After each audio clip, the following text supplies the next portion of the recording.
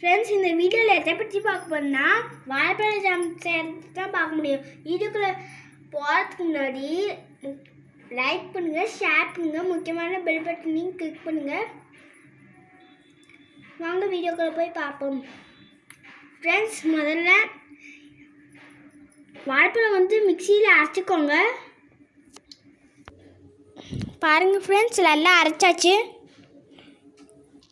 Friends, வாங்க 100 gram சக்கரை போட்டுக்கலாம்.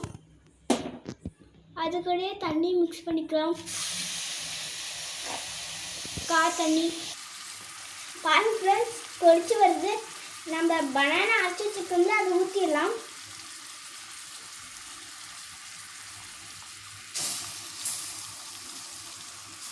ஃப்ரெண்ட்ஸ், இப்போ இது மிக்ஸ் பண்ணிக்கலாம். ஃப்ரெண்ட்ஸ்,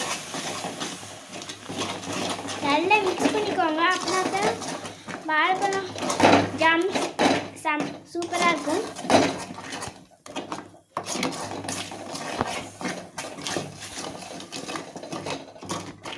ஃப்ரெண்ட்ஸ், இந்த பழத்துக்கு கலரி விட்டுக்கோங்க. ஃப்ரெண்ட்ஸ், கை விடாமல் கலந்து இல்லைன்னா தீஞ்சு போயிடும்.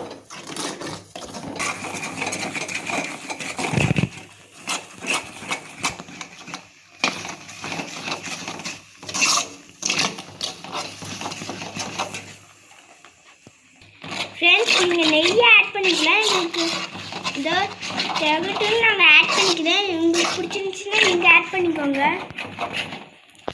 ஃப்ரெண்ட்ஸ், இது ஒட்டாத பழத்துக்கு எடுத்துக்கலாம்.